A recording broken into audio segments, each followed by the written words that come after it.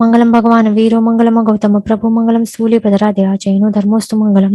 હવે સંસારી જીવના જે 563 ભેદ છે તો એમના વિશે આપણે જોઈ રહ્યા હતા કે કયા કયા 14 લોકમાં બીજા કયા કયા સ્થાને સંભવે એટલે એમની ઉત્પત્તિ સંભવી શકે છે તો તે આપણે જોઈ રહ્યા હતા બરાબર। એમાં આપણે શું જોયું હતું, નારકીના ભેદ અને તિર્યંચના ભેદ આપણે જોઈ લીધા હતા। હવે આપણે આજે મનુષ્યના ભેદ 303 અને દેવતાના 198 ભેદ ટોટલ ક્યાં ક્યાં સંભવી શકે છે 14 લોકમાં તો એ આપણે જોઈ લઈએ। મનુષ્યના 303 ભેદમાંથી ભરત ક્ષેત્રમાં એમની કેટલા પ્રકારના મનુષ્ય ભેદોની 303 માંથી કેટલા ભેદોની ઉત્પત્તિ સંભવી શકે છે તો તે અહીંયા 3 બતાડ્યા છે। કેવી રીતે 3?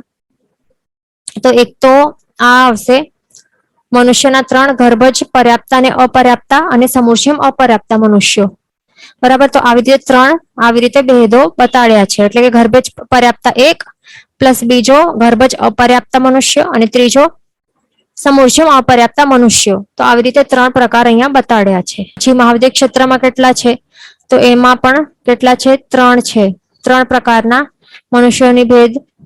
મનુષ્યના ભેદો છે સંભવે છે એ ધ્યાન રાખવાનું। તો એમાં પણ શું છે 3 પ્રકાર એટલે કયા, ગર્ભજ પર્યાપ્તા મનુષ્ય, પછી ગર્ભજ અપર્યાપ્તા અને સમુચ્ચયમ અપર્યાપ્તા મનુષ્ય। પછી છે જંબુદ્વીપમાં, તો જંબુદ્વીપમાં હવે કેવી રીતે 27 કેવી રીતે આવ્યું છે તો જંબુદ્વીપમાં હવે શું શું આવે છે અહીંયા આપણે જોઈ લઈએ। જંબુદ્વીપમાં કેટલા ક્ષેત્રો આવે છે અહીંયા જો આવે છે ભરત ક્ષેત્ર, એક હિમવંત, હરિવર્ષ ક્ષેત્ર, દેવગુરુ મહાવિદ્ય, ઉત્તર કુરુક્ષેત્ર, રમ્ય ક્ષેત્ર, હિરણ્યવંત ક્ષેત્ર અને ઐરાવત ક્ષેત્ર તો ટોટલ 9 ક્ષેત્રો થાય છે બરાબર। તો આવી રીતે 9 ક્ષેત્રો થાય છે ટોટલ જંબુદ્વીપમાં। તો હવે અહીંયા કેટલા 303 ભેદમાંથી કેટલા મનુષ્યના ભેદોની ઉત્પત્તિ સંભવે છે તો શું કરવાનું, દરેકના 3 ટાઈપ કરવાના। તો હવે એમાં શું છે સિમ્પલ છે, ટોટલ 9 ક્ષેત્રો છે તો દરેકમાં 3 પ્રકારના ગર્ભજ પર્યાપ્તા, ગર્ભજ અપર્યાપ્તા અને સમુચ્ચયમ અપર્યાપ્તા મનુષ્ય એટલે કે 9 3 27 બરાબર। તો આવી રીતે 27 ભેદો સંભવે છે જે અહીંયા બતાડેલું છે બરાબર। હવે છે લવણ સમુદ્રમાં કેટલા જ મનુષ્યો છે અહીંયા છે 168 તો એ કેવી રીતે, હવે લવણ સમુદ્રમાં શું હોય, ક્યાં હોય મનુષ્યો, ક્યાં રહેતા હોય, પાણીમાં તો નહીં રહી શકે પણ શું છે લવણ સમુદ્રમાં ત્યાં છે અંતરદ્વીપો। તો કેટલા છે અંતરદ્વીપ, ટોટલ 56 છે ને, 56 અંતરદ્વીપ છે લવણ સમુદ્રમાં બરાબર। તો કેવી રીતે થશે હવે 56 અંતરદ્વીપ છે અને દરેકમાં હવે કેટલા થશે 3 ગર્ભજ પર્યાપ્તા મનુષ્ય, ગર્ભજ અપર્યાપ્તા મનુષ્ય અને સમુચ્ચયમ અપર્યાપ્તા મનુષ્યો એટલે 56 અંતરદ્વીપમાં 3 પ્રકારના મનુષ્યો તો 56 મલ્ટીપ્લાય બાય 3 તો 168 આવશે બરાબર જે અહીંયા બતાડેલું છે। પછી છે ધાતકી ખંડમાં કેટલા છે 54 પ્રકારના મનુષ્યો તો હવે ધાતકી ખંડમાં 54 કેવી રીતે આવશે તો હવે ધાતકી ખંડ છે તો એ આપણે જોઈ લઈએ કે એમાં કેટલા ક્ષેત્રો છે। ધાતકી ખંડમાં હવે કેટલા ભરત ક્ષેત્ર છે 2 છે।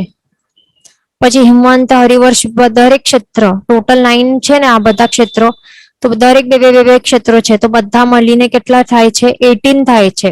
9 2 18 ટોટલ 18 ક્ષેત્રો થાય છે ધાતકી ખંડમાં બરાબર।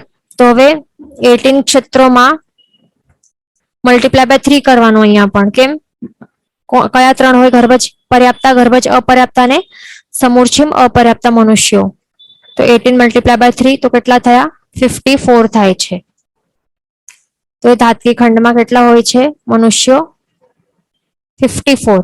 પછી છે કાલોદધી સમુદ્રમાં કેટલા છે તો કાલોદધી સમુદ્રમાં તો ત્યાં સંભવે નહીં ને મનુષ્ય, ત્યાં જમીન નથી ત્યાં એટલે ત્યાં નથી, એક પણ નથી પણ અહીંયા લવણ સમુદ્રનું યાદ રાખવાનું, ત્યાં અંતરદ્વીપ છે એટલા માટે ત્યાં આવી જશે 56 મલ્ટીપ્લાય બાય 3 આવશે। પછી છે અર્ધ પુષ્કરવર દ્વીપમાં કેટલા છે તો અહીંયા છે 54। તો જે રીતે ધાતકી ખંડનું જોયું ને આપણે 54 જેવી રીતે આવે છે એવી જ રીતે અર્ધ પુષ્કરવર દ્વીપમાં પણ સેમ કેલ્ક્યુલેશન આવશે। અર્ધ પુષ્કરવર દ્વીપ છે તો એમાં કેટલા, દરેક જે ક્ષેત્રો છે ને બે છે. ભરત ક્ષેત્ર 2 છે, હિમવંત, હરિવર્ષ, દેવગુરુ આ બધા બે ક્ષેત્રો છે. એટલે 9 2 18 ટોટલ 18 ક્ષેત્રો થશે. અને પછી 18 આ પુષ્કરાર્ધના 18 ક્ષેત્રમાં 3 પ્રકારના મનુષ્યો આવશે: ગર્ભજ પર્યાપ્તા, ગર્ભજ અપર્યાપ્તા અને સમુચ્ચિમ અપર્યાપ્તા મનુષ્યો. એટલે કે મલ્ટીપ્લાય બાય 3, 18 મલ્ટીપ્લાય બાય 3 એટલે કે 54 આવશે. 54. પછી છે અધોલોકમાં. તો અધોલોકમાં 3 કેવી રીતે? તો અધોલોક આપણે જોયું હતું પહેલા જ લાસ્ટ ક્લાસમાં કે અધોલોકમાં શું હોય છે? કુબડી વિજય હોય છે. એટલે કે અધોગ્રામ કે કુબડી વિજય કહેવાય છે. તો એ ક્યાં હોય છે? મહાદેવ ક્ષેત્રની જે જંબુદ્વીપના મહાદેવ ક્ષેત્ર છે ત્યાંની લાસ્ટ વાળી જે વિજયો છે સાઈડની, એ પણ કયા? વેસ્ટ સાઈડ, મહાદેવ ક્ષેત્રના વેસ્ટ સાઈડની જે છેલ્લી વિજયો છે તો એ ક્યાં સુધી ધસેલી છે? એ સીધા 1 યોજન નીચે સુધી અહીંયા સુધી રહેલી છે. 1000 યોજન એ પણ ક્યાંથી? સમભૂતલા અહીંયા છે તો ત્યાંથી નીચે કેટલી છે? 1000 યોજન. 1000 યોજન નીચે આટલી ડેપ્થ અહીંયા રહેલી છે આ વિજયો. એટલા માટે એમને કહેવાય છે કે આ ક્યાં રહેલી છે? અધોલોક એટલે કે અધોગ્રામમાં રહેલી છે. તો ત્યાં પણ હવે વિજય હોય તો ત્યાં મનુષ્ય લોક પણ રહેલા, એટલે મનુષ્યો પણ હોય છે, તિરંજ પંચેન્દ્રિયો પણ હોય છે. એટલા માટે, અને એ પણ કયા કયા મનુષ્યો? એક તો ગર્ભજ પર્યાપ્તા, ગર્ભજ અપર્યાપ્તા અને સમુચ્ચિમ અપર્યાપ્તા મનુષ્યો. 3 પ્રકારના ત્યાં સંભવે છે. એટલા માટે અહીંયા 3 છે. પછી નંદીશ્વર આદિ દ્વીપમાં, નંદીશ્વર વગેરે દ્વીપો જે છે, એટલે જે પણ દ્વીપો, જે પણ અર્ધ પુષ્કરવર દ્વીપ છે, તો અર્ધ પુષ્કરવર દ્વીપ થી બહાર રહેલા જેટલા આ જે બોર્ડર છે, બાઉન્ડ્રી છે, માનુષોત્તર પર્વત જે બાઉન્ડ્રી કરે છે અર્ધ પુષ્કરવર દ્વીપની, ત્યાંથી, તો ત્યાંથી બહાર રહેલા જેટલા પણ દ્વીપો હશે તો એ બધા ક્યાં હશે? એ મનુષ્ય લોકની બહાર રહેલા છે. એટલા માટે ત્યાં એક પણ મનુષ્ય નહીં હશે. ધ્યાન રાખવાનું. એટલા માટે કોઈ પણ દ્વીપ હોય, કોઈ પણ ભલે દ્વીપ હોય, કોઈ પણ નામ આપેલું હોય, નંદીશ્વર વગેરે, કોઈ પણ અરુણવર દ્વીપ હોય, કોઈ પણ દ્વીપ હોય, તો ત્યાં મનુષ્ય નહીં સંભવે.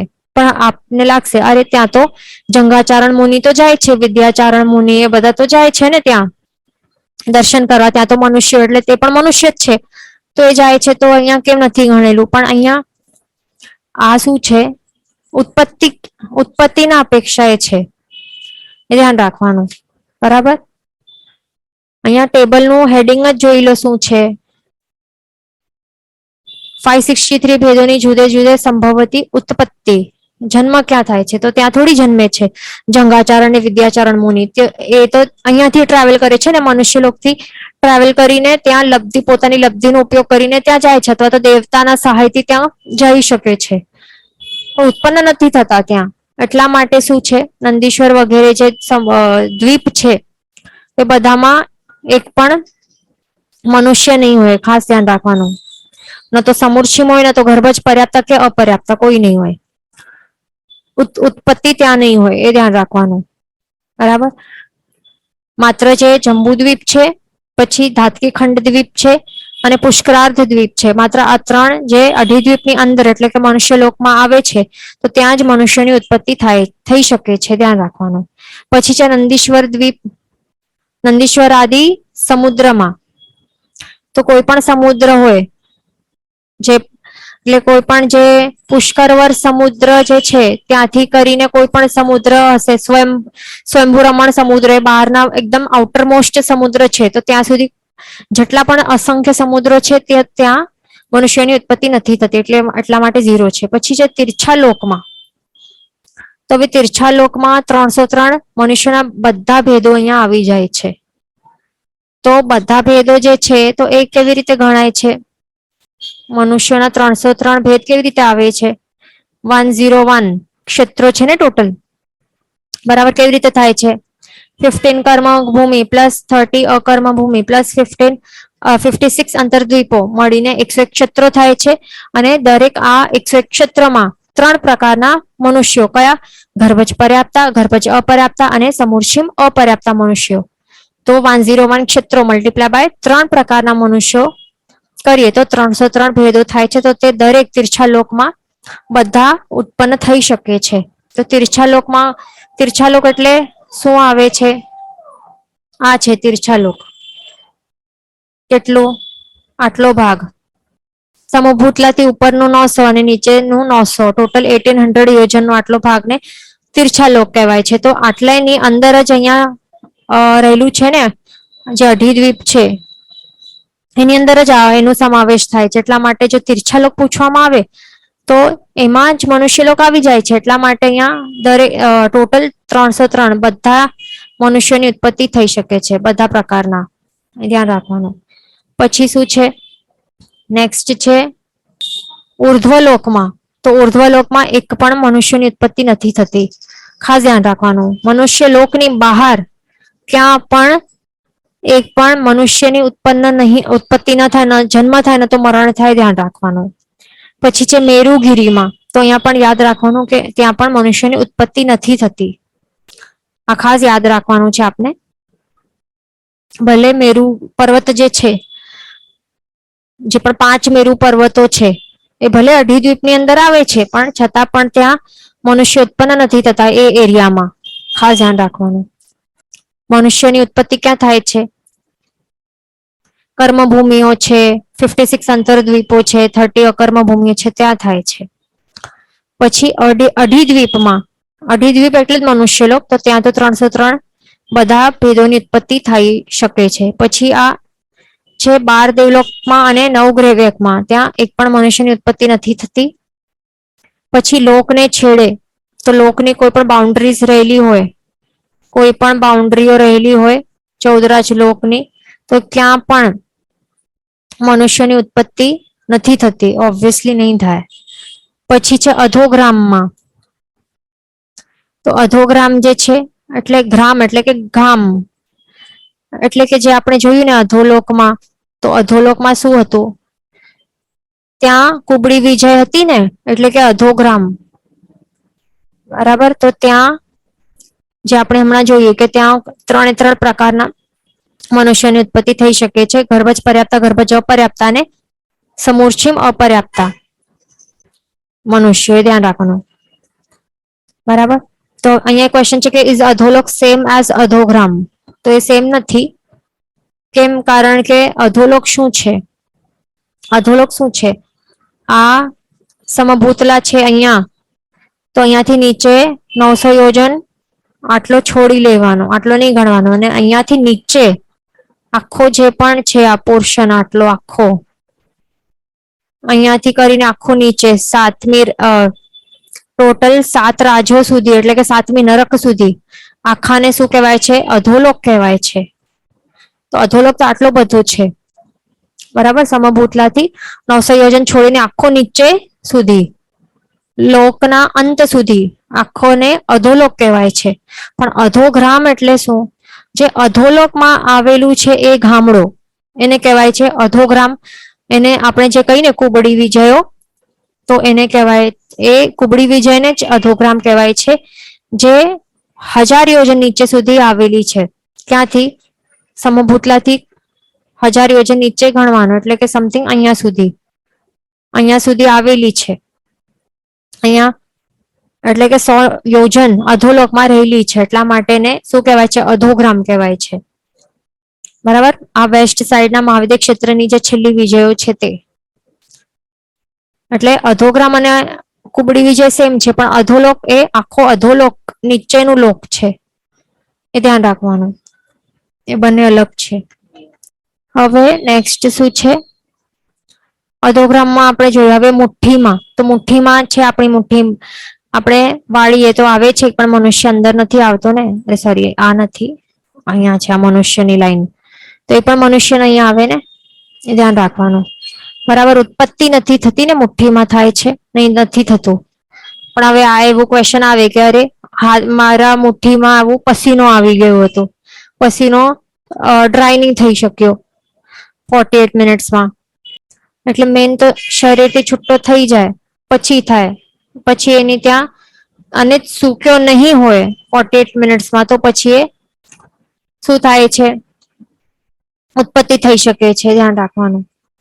એટલે મેઇન શું છે પોઈન્ટ સમૂર્છિમ મનુષ્ય માટે? કે શરીરથી છૂટા થાય ને અશુચિઓ, શરીરથી અલગ અને છુટ્ટી થાય તો ત્યારે 48 મિનિટ્સ પાસ ઓન થઈ જાય અને સુકાય નહીં તો પછી ત્યાં ઉત્પત્તિ થઈ શકે છે, ધ્યાન રાખવાનું. હવે સમજો કે આપણે સમજો કે તડકામાં આપણે ચાલતા ગયા 3-4 કલાક ચાલતા ગયા અથવા તો 6 કલાક આખા ચાલતા ગયા અને પસીનો થતો ગયો, એ બોડી ઉપર જ રહેલું છે. તો એવું બોડી ઉપર સમૂર્છિ મનુષ્યની ઉત્પત્તિ મોઢા ઉપર નથી થતી જતી કઈ આપણા, એટલે બોડી ઉપર પણ જે એ છૂટો પડી જાય પસીનાના ટીપકા એ જો પડે નીચે અને સુકાય નહીં, બરાબર, સુકાય નહીં તો પછી એ ડ્રોપલેટ્સમાં જે પડ્યા છે તો ત્યાં પછી અથવા તો કપડા એમના એમ જ ભીના ડૂચા વાળીને મૂકી દીધા ત્યારે એમાં પછી સમૂર્છિ મનુષ્યની ઉત્પત્તિ થાય છે, ધ્યાન રાખવાનું. શરીર છે એનાથી છૂટો થવું જરૂરી છે, અલગ થવું જરૂરી છે, એ ધ્યાન રાખવાનું સમૂર્છિ મનુષ્યની ઉત્પત્તિ માટે. અને જો આવી રીતે પસીને હવે આપણે મનુષ્યનું જોઈ લીધું 303 ભેદો બધા, અને જે અહીંયા ક્વેશ્ચન પૂછેલું હતું ને કે 15 ન થવા જોઈએ, અહીંયા 5 ભરતના 3, દરેક 5 ભરતના 3-3 આવે ને તો એ પણ બરાબર છે, રોંગ નથી, બરાબર. તો આ બુકના હિસાબે આવી રીતે છે કે આખા જનરલી માત્ર ભરત ક્ષેત્રમાં કેટલા એવી રીતે કહેલું છે, પણ જો સમજો કે અહીંયા ક્વેશ્ચન આવે કે 5 ભરત ક્ષેત્રોમાં કેટલા, તો પછી ત્યાં મલ્ટીપ્લાય કરી જ લેવાનું અને ત્યાં પછી 15 આવે, 5 3 15 તો બરાબર છે. પણ અહીંયા બુકના હિસાબે આવી રીતે છે, ધ્યાન રાખવાનું, બરાબર. પછી હવે આપણે આ દેવતાના ભેદો જોઈ લઈએ કે 198 ટોટલ ભેદો છે. 14 લોકમાં ક્યાં ક્યાં એમની ઉત્પત્તિ સંભવી શકે છે, ક્યાં નથી સંભવતી. તો ભરત ક્ષેત્ર, મહાવિદ્ય ક્ષેત્ર, જંબુદ્વીપ, લવણ, સમુદ્ર, ધાતકી ખંડ, કાલોદધી અને અર્ધ પુષ્કરવર દ્વીપ. આખો આ શું છે, એને કહેવાય છે અઢી દ્વીપ, મનુષ્ય લોક. એ ક્યાં આવે છે, તીર્છા લોકમાં આવે છે. પણ અહીંયા જે દેવતાઓ છે તો એમની ઉત્પત્તિ અહીંયા સંભવતી નથી, એ ધ્યાન રાખવાનું, બરાબર. તો જે આ વ્યંતરો ને વગેરે છે આપને લાગશે કે ત્યાં ક્યાં છે તેઓ જ્યોતિષ્ક દેવો, તો અહીંયા નથી, ભરત ક્ષેત્રમાં નથી થતી. જ્યોતિષ્ક દેવો છે સૂર્યચંદ્ર, આપણને અહીંયા લાગશે ને અહીંયાથી દેખાય છે બેસી બેસીને, તો અહીંયા ભરત ક્ષેત્રમાં જ ઉત્પન્ન થયા હશે એવું નથી, ધ્યાન રાખવાનું. આ છે તીર્છા લોકના છે ભલે છે, પણ ભરત ક્ષેત્ર કયો ગણાય, આ જમીન છે ને, જમીન આપણી સમભૂતલા, એ જમીનથી એ એરિયાને ગણાય છે, બરાબર. એટલે કે કઈ હવા છે ને ઉપરનું ભાગ આકાશમાં, ત્યાં એને પછી ભરત ક્ષેત્ર નહીં કહેવાય, પછી ઉપર ભરત ક્ષેત્ર છે એવું નહીં કહેવાય. જે જ્યોતિષ્ક દેવો છે તો એમની ઉત્પત્તિ ક્યાં થાય છે, સમભૂતલાથી 790 યોજન અબાવ થાય છે ને ઉત્પત્તિ એમની, એટલે કે ઉપર હોય છે. એટલા માટે આ ભરત ક્ષેત્રમાં ભલે સન મૂન કે સ્ટાર્સ ગ્રહ નક્ષત્ર દેખાય છે, આ બધા ક્ષેત્રોમાંથી દેખાય, પણ ત્યાં આ દેવોની જે જ્યોતિષ્ક છે વ્યંતરો છે એમની ઉત્પત્તિ નથી થતી, એટલા માટે બધું 0 છે, બરાબર. જ્યોતિષ્કની ક્યાં થાય છે, ઉપર થાય છે, તીર્છા લોકમાં જ છે પણ ઉપર થાય છે.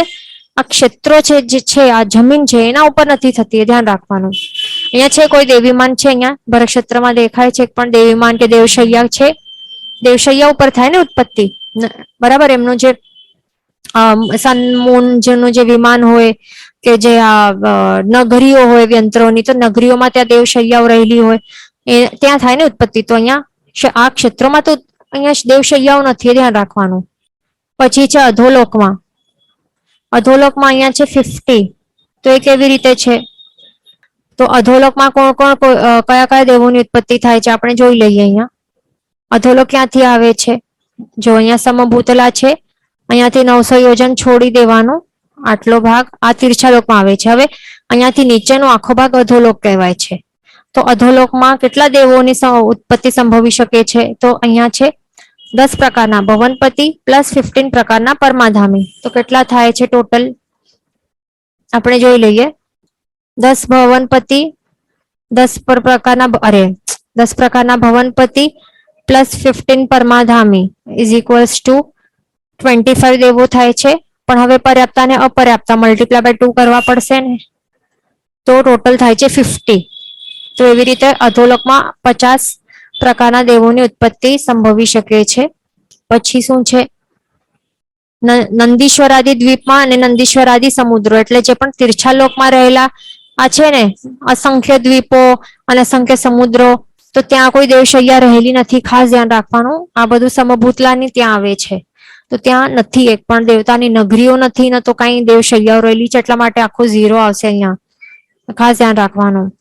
આપણને લાગશે કે અરે વ્યંતરો તો અહીંયા ફરી શકે છે ને, તિરંગ ઝૃંભક દેવો પણ અહીંયા ફરતા હોય છે. તીર્છાલોકમાં આપણા મનુષ્યલોકમાં ત્યાં અહીંયા ત્યાં ફરતા હોય છે, વ્યંતરો ફરે, વાણ વ્યંતરો ફરે, તેઓ ફરે પણ ઉત્પત્તિ ક્યાં થાય છે? આ ઉત્પત્તિનો ક્વેશ્ચન છે. ઉત્પત્તિ થાય છે એમની ક્યાં? દેવશૈયા ઉપર થાય છે, એમની જે જ્યાં હોય છે ને વ્યંતરોની નગરીઓ, અને એ ક્યાં હોય છે? સમભૂતલાથી કેટલી નીચે હોય છે? આપણે અહીંયા જોઈ લઈએ ફોટોમાં, 8 વાણ. આપણે તો અહીંયા રહીએ છીએ ને સમભૂતલા ઉપર, આપણે આ બધા અહીંયા છીએ, પણ આ 8 વ્યંતરો અહીંયા છે, એમની નગરીઓને, એમને દેવશૈયાઓને, વાણ વ્યંતરોને અહીંયા છે નગરીઓને દેવશૈયાઓ, તો ઉત્પત્તિ અહીંયા થાય. પછી અહીંયાથી ભલે ઉપર આવી જાય બાદ પછી જન્મ, એટલે ઉપપાત જન્મ બાદ પછી ઉપર આવી ભલે જાય, તો એ નથી ગણવાનું. ઉત્પત્તિ આપણને જોવાનું છે, ધ્યાન રાખવાનું. બરાબર. પછી આપણે આટલું જોઈ લીધું. હવે નેક્સ્ટ શું છે? એટલે કે આ ધ્યાન રાખવાનું, અહીંયા 0 છે. પછી છે તીર્છાલોકમાં, તો તીર્છાલોક જે છે તો એમાં કેટલા આવશે? એમાં તો ઉત્પત્તિ, હવે તીર્છાલોક ટોટલી આપણે જોઈએ તો ટોટલ તીર્છાલોક કેટલું છે?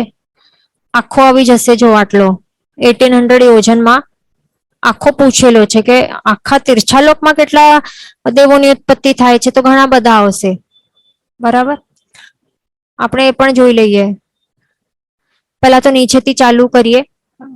8 વ્યંતર આવશે, પ્લસ 8 વાણ વ્યંતર આવશે, પ્લસ 10 પ્રકારના તિરંગ ઝૃંભક દેવો આવશે. બરાબર, આટલું જોઈ લીધું. હવે આવશે અહીંયા આ જ્યોતિષ્ક દેવો, 5 ચર અને 5 અચર, એટલે કે 10 જ્યોતિષ્ક દેવો, પ્લસ એટલે કેટલા થયા? ટોટલ 36 થયા. બરાબર, આટલા આવશે. વ્યંતર, વાણવ્યંતર અને જ્યોતિષ્ક આટલા, એમ, અને તિરંગ ઝૃંભક દેવો, તો એમને કહેવાય છે તીર્છા લોકવાસી દેવો. એમને મલ્ટીપ્લાય બાય 2 કરવાનું, પર્યાપ્તા અને અપર્યાપ્તા, તો થાય છે 72. બરાબર, તો એવી રીતે 72 અહીંયા દેવોની ઉત્પત્તિ શક્ય છે. આ ક્લાસમાં લીધેલો જેટલું પણ વિવેચન છે, ક્લાસ આપણે જેટલા પણ ક્લાસ લીધા ને એમાં જેટલું પણ ભણાવેલું છે, વિવેચન બતાડેલું છે, તો એ બધું આવશે એમાંથી. પછી મહેસાણાની જી વિચાર બુક છે તો આખી વાંચી લેવાની. પછી આપણે જે પણ ગ્રંથકાર શ્રીજી જે આપણા રચયિતા છે જી વિચાર ગ્રંથના, આજે તો નામ પણ એમનું લીધું નહીં, વાદી વેતાલ પરમજ આચાર્ય વંશી શાંતિ શ્રી શિવજી મારસાહેબ, એમનું પણ નામ બાયહાટ કરી લેવાનું. પછી આપણે મંગલાચરણ, સંબંધ, પ્રયોજન, વિષય એ બધું જોયું હતું, એ પણ સ્ટાર્ટિંગમાં, તો એ પણ જોઈ લેવાનું. પછી શબ્દાર્થ જે ગાથાના આપણે ક્લાસમાં કરાવ્યા છે, અર્થ એટલે કે મિનિંગ્સ, તો એ મિનિંગ્સના એક બે ક્વેશ્ચન આવી શકશે. પછી વિશેષાર્થ એટલે એ જ વિવેચન. પછી આપણે જીવો 563, જીવોના 563 ભેદો તે આપણે જોયા હતા. દરેકના વિશે ફોટોસ પણ આપને પૂછી શકાશે કે આ શું છે, પૃથ્વી કાય છે, આ પૃથ્વી, એટલે એવો ફોટો ઉપરથી આપણે આઈડેન્ટિફાય કરવાનું, એવો પણ સિમ્પલ ક્વેશ્ચન આવી શકશે. પછી જે પણ આપણે શસ્ત્ર જોયા, દ્રવ્ય શસ્ત્ર, ભાવ શસ્ત્ર, પછી શું જોયા હતા? સ્વકાય શસ્ત્ર, પરકાય શસ્ત્ર, ઉભયકાય શસ્ત્રો, એ બધું જોયું હતું ક્લાસમાં. પછી એમની જણાવ કેવી રીતે કરવાની જીવોની, સિમ્પલ છે આ બધું. પછી ભેદો બધા કેટલા, કેવી રીતે કેલ્ક્યુલેશન, બધું આપણે જે જોયું તે બધું. અને 5 દ્વારો, એ બધું આપણું સિલેબસ છે, પાકો કરી લેવાનું. બરાબર, ઓકે. જીન વચન વિરુદ્ધ બોલાયું હોય તો મિચ્છામિ દુક્કડમ, સર્વમંગલ માંગલ્યમ, સર્વ કલ્યાણ કારણ પ્રધાનમ, સર્વધર્માણમ જૈનમ જયતિ શાસનમ. પ્રણામ.